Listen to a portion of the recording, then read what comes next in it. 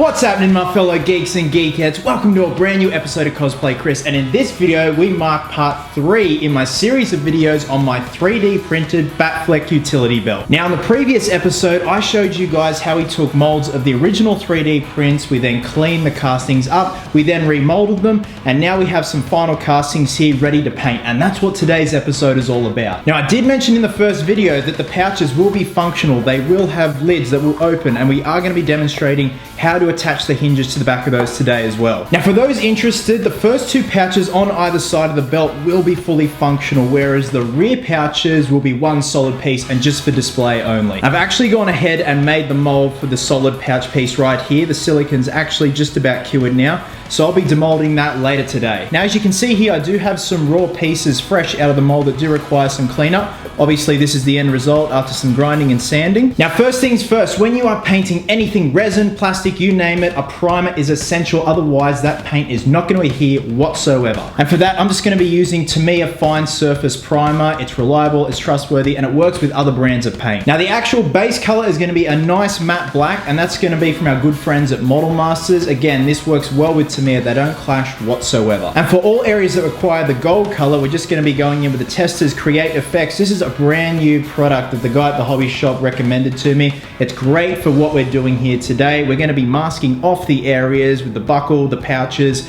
and then we'll be spraying that over it. Now as you can see here, I've already gone ahead and attached the side hinges to the actual main buckle, and that was just using some Loctite. As you can see on the back here, I've just used some more resin to back it up so it's not going anywhere. So now we got the method down, guys, let's put it into action, let's get started. Now geeks, before I move on and start the whole priming process, I thought I'd just show you guys the dummy pouch and the hinge system I've got going on here. Now obviously this is the dummy pouch, it's completely solid. This is for the back of the belt, so either side, the last pouch will be a dummy, because I don't think it's necessary to have all 6 pouches with hinges. It's a bit overkill. So this is the dummy pouch. I've got to cast up another one, and it's just solid resin. Now this is the hinge system. I kid you not, that's it. All it is just a $2 hinge from Bunnings Warehouse. You can get it from Home Depot, any hardware store. And it's just glued on using Loctite. I did sand both surfaces of the hinge and the resin with a rough sandpaper to make sure that Loctite really got a grip, and there we go. It is optional sometimes. I do sand these down just a bit so the lid closes with a bit more ease, but to be honest, it keeps it locked. Like there's no need for a magnet, a Velcro, anything, so ta-da! Okay, all that aside guys, it is time to prime.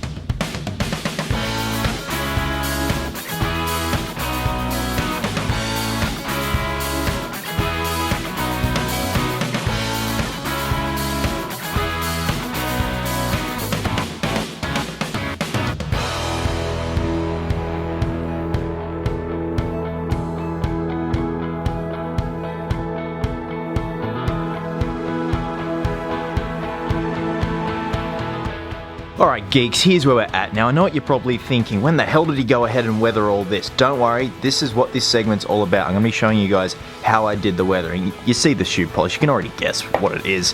But like I said, I've gone ahead and weathered these 3 parts here. Now the buckle I'm very happy with. Now for the side hinges, I just dry brushed some gold over them just to give it a bit more detail and a bit more texture and depth. Now the next step for the buckle, and pretty much the final step, is to very carefully brush some silver into all those scratches, and for that I'm just using the Model Masters silver and a very fine brush. Now in terms of the overall weathering, here's an unweathered pouch, still works perfectly despite having layers of paint, and I'm very happy with the function of it.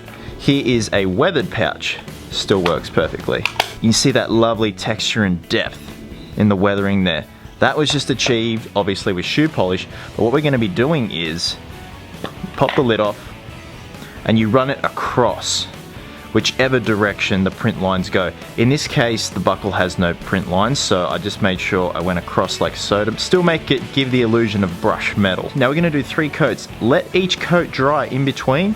Then once everything has dried on top, we just grab a scourer sponge, soak it in some hot water, and we just wipe downwards over those print lines. And that obviously is going to expose the print lines, and that's going to give a nice, weathered, textured, brushed metal look. Then after all that, you see this is looking a little bit matted, a little bit dusty. It's just baby powder, guys. You just go over, sprinkle some baby powder over, brush off the excess, and then we're going to seal it with a matte sealer. And that's pretty much it, guys. All the parts have now been painted after this process.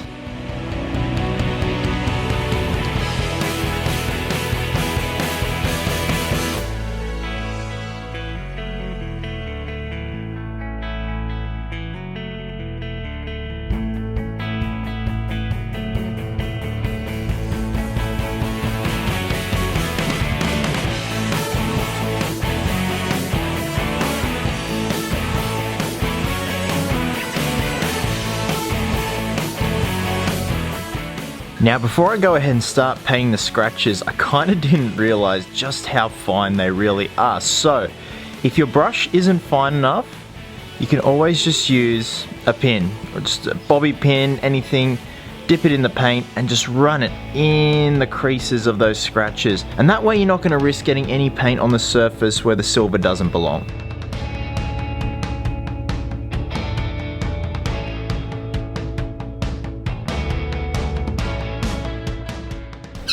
Listen to that noisy bastard up there. Ruining my filming, god damn you. Anyway, geeks, here are all the pieces. We've primed them, we've painted them, we've weathered them, we've powdered them.